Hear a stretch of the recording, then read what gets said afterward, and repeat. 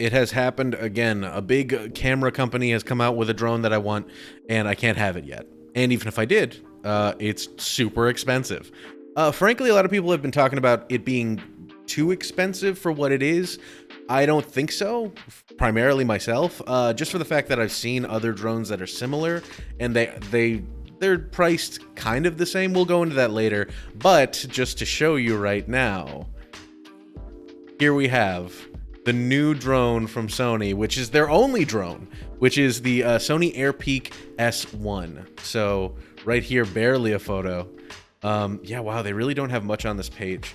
But we are going to watch the video kind of presenting it, and then I'm going to go into basically the specs of it and why I think it's not a terrible idea. I think it's honestly, I've been wanting something like this for a while, but at the same time, I mean, like, it's not for beginners. It was advertised as a beginner-friendly drone. You're not going to drop the kind of money that it costs to get one of these if you're a beginner. So let's watch the video.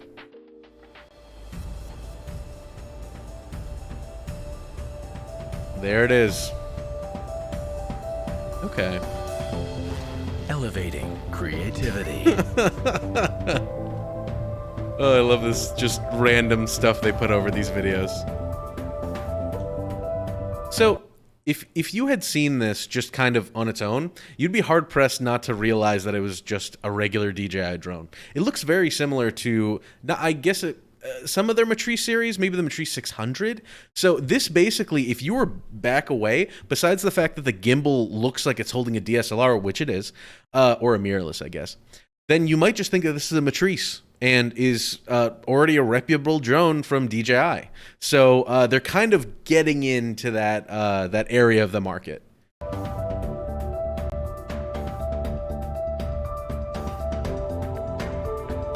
Okay, the legs come up. Nice. Race across the sky. Sail through the air. Not not very useful. That's kind of what all drones do. Okay. Break through the wind. Capture a new world. Sure. So from here, this is actually a pretty good view of this, is that we see that the drone has just basically this big compartment up top, has the gimbal for the camera, and then it has the propellers. And like I said, it looks like a regular DJI drone. I do like the fact that it looks like the battery, wherever the battery would go, is covered. It looks like it's a huge part of the drone.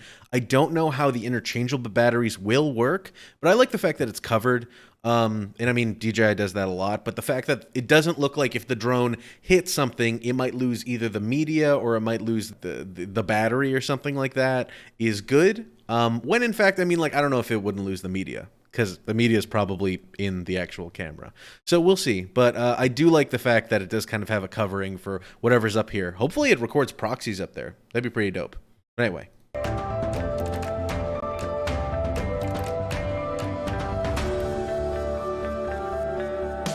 Regular drone moves. Imaging. Oh, hey, there are the batteries. Let's give it a look at that. Right there. So we got the batteries right there. So it has two batteries, which is good. That makes it easier. If one fails, then the other one will pick up the slack, and then you can come back home. So it has a battery indicator in the power. So I do like that. I do like that they're very snug in there, and it might be hard to eject, because in the Inspire series, they are super tight in there, I will say that, but at the same time, they're like able to be slotted on the back in a way that they could pop out if something goes wrong. Imaging, sensing, AI, robotics.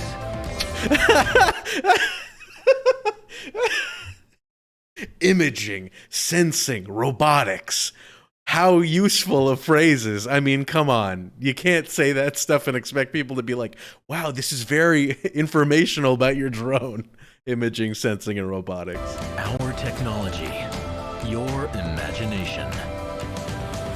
I like that shot. That's decent. Let your creativity soar. Airpeak, there we go. So basically a useless video almost, frankly. But as we'll see, the Airpeak itself actually is interesting in a way that a lot of other drones aren't.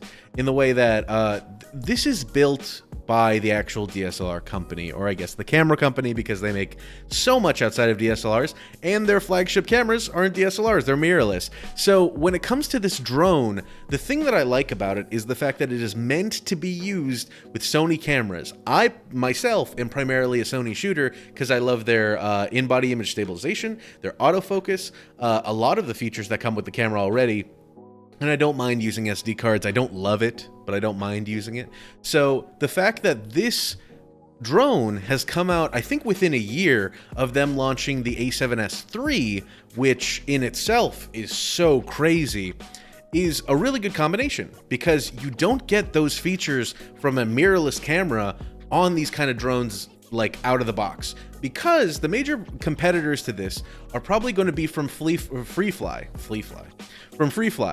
So Freefly makes these Alta series, and the most expensive one is going to be the Alta X, which looks kind of similar. It's got this windmill shape, a little weird, but it is the go-to. Everybody uses this for cinema drone flying. And it honestly looks very similar. It's got the 2 batteries up top. The other one has a cage over it, but the propellers are in a different layout just to make it a little bit more compact when you pack it up. But this is basically how it works, is that you have the propellers up top, a big old battery, comes down to a gimbal with your camera. But this is at $20,000 and does not come with the gimbal. This is just for the blades, propellers, all that stuff. Enough that it'll be able to carry a cinema camera. This will carry most things that you'll want to use. It'll carry an ARRI Alexa Mini, LF, any of that kind of stuff. So this is meant for the big boy stuff. The Airpeak S1 is for more run and gun type shooting. I do like the fact that you can take your camera that you've been running around all day with and then be able to get footage that will match perfectly what you're doing, and with the exact same lenses, which is exactly what you would do with an Alta X. Now, if you don't want to pay that much for the Alta X, you can go with the older one, which is the Alta 8. The controller isn't as user-friendly. You do also need, like I said, this doesn't come with the gimbal. So you need a follow focus, you need a cam op, you need all of these other things that will be controlling that. You as the drone flyer will only be handling the actual flying of the drone. You won't handle anything else. So the fact that Sony has kind of folded all of that into a DJI style drone that will fly kind of like that, as we'll see with the controller.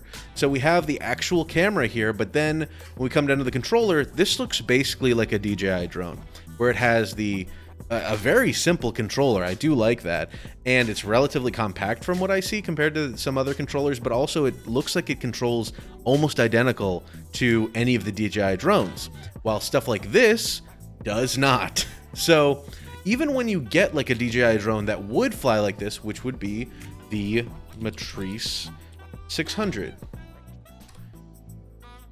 this drone looks very similar, and you can get the same type of gimbals that would work just like this one would. The type of gimbals that are just going to hold your camera, and then you can go fly, hit record, all that kind of stuff. And they're about $7,000. Now, I've been skirting around the fact that this drone is about, where is it? It's about $9,000. So we've been looking at a $20,000 drone and a almost $7,000 drone.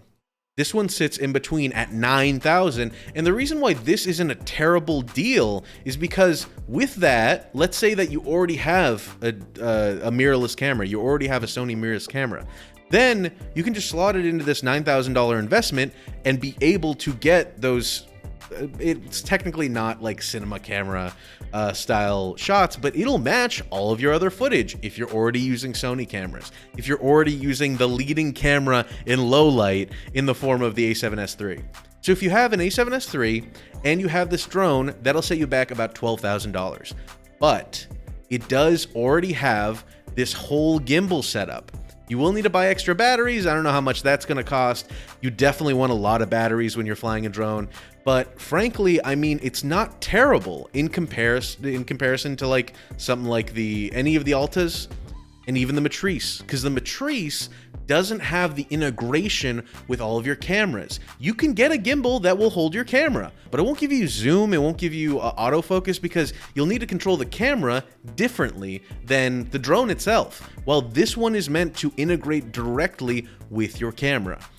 It seems to be, I'm going to try to find It is, yeah, it's compatible with the Alpha 1, Sony A9, the A7S III, the A7R4, I mean, like, and the FX3. I mean, I really do think that an A7S III coupled with this drone is gonna get you stuff that you can't get on any other like cinema drone without a lot of extra work, because Sony having to integrate like their camera and the drone together like first party will make it way easier on you to actually be able to control the camera in mid-flight. That's always the biggest problem. The reason why I really loved the DJI FPV combo when it came out is because a really good HD camera is already on the drone. You can just tilt it up and down and it'll be fine, like mid-air. That's something you can't really do on any other FPV drone. Might not be as powerful, but it gets you more options mid-flight, because usually in other FPV drones you have like a GoPro on top. So mid-flight, you're not really going to be messing with settings to get the GoPro to change. It's just going to be how it is.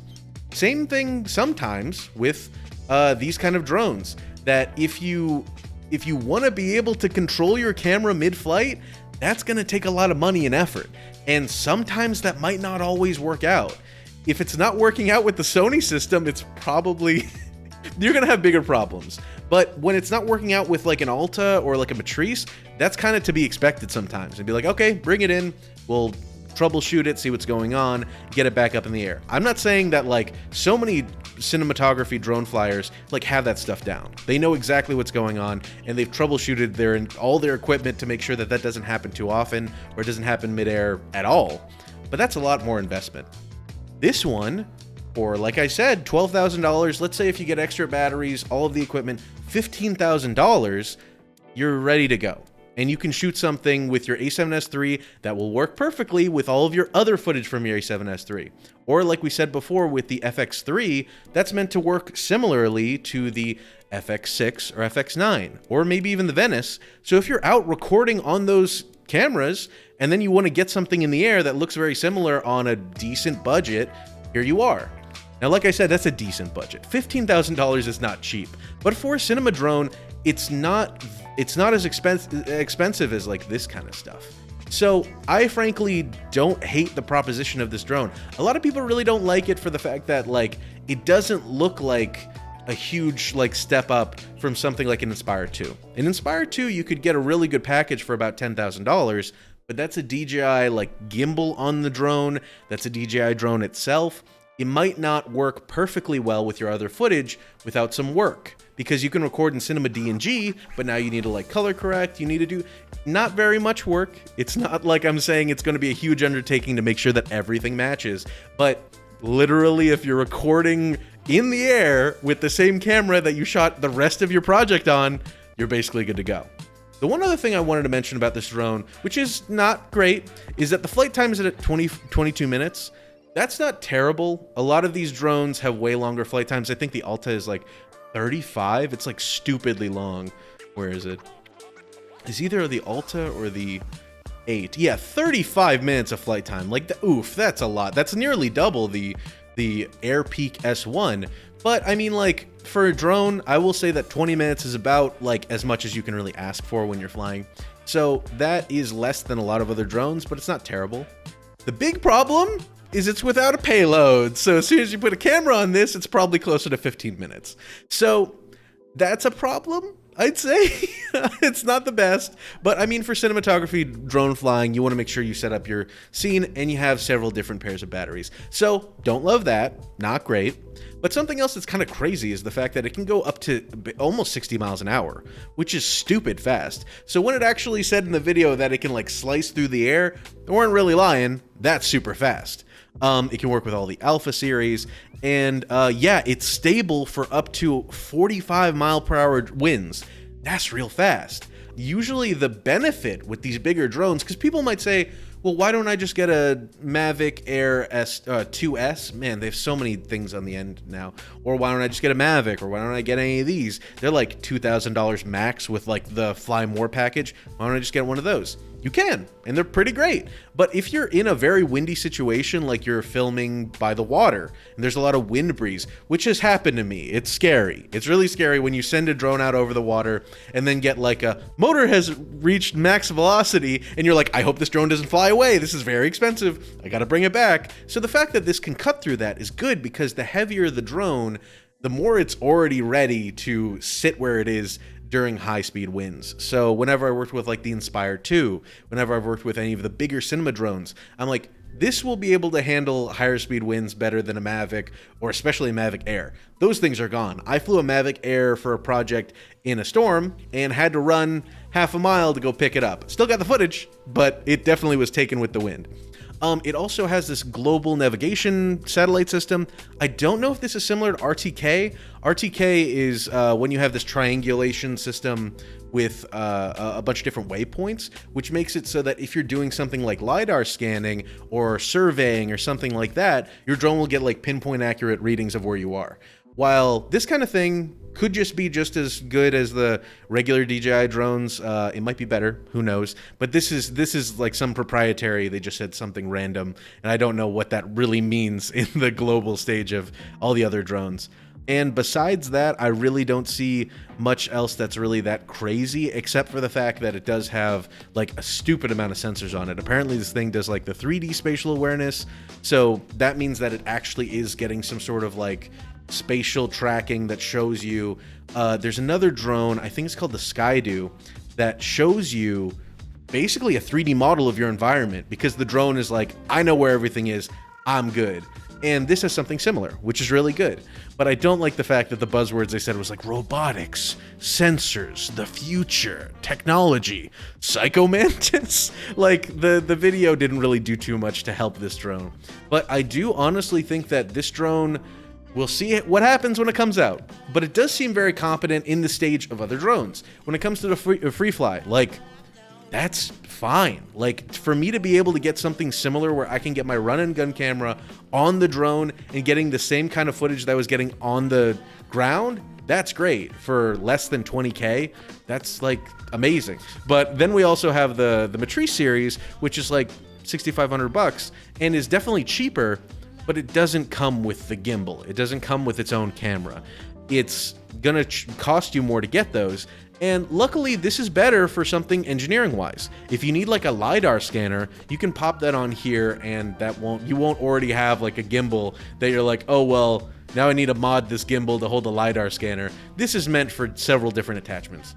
So if you're looking for a drone that is just meant to fly, your run and gun camera that you are already using for the rest of your projects, or you're already on a Venice FX6, FX9, and you need some footage that's going to fold in well with your other Sony cameras, I don't think this is a terrible option.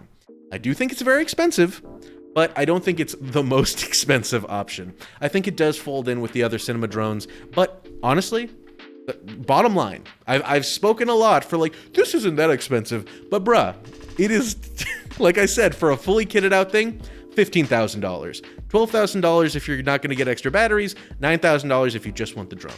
But frankly, I really don't think that this is going to be for everybody. Go get a Mavic Air 2S, go get a Mavic Pro 2, any of those kind of things will do you just fine. A Mavic Mini will do you just fine. You don't need this kind of thing. They literally, I forgot where it was, something basically said, this is a great beginner drone. I'm like, don't do that. Don't begin on this thing. But I don't think that it is a terrible proposition for what it is. So thank you guys so much for watching. I hope you learned something. Let me know in the comments if you're planning on dropping 15K on this kind of drone. And thank you for humoring me in my love of all things Sony. So I hope you have a good day, and I will see you guys in the next video.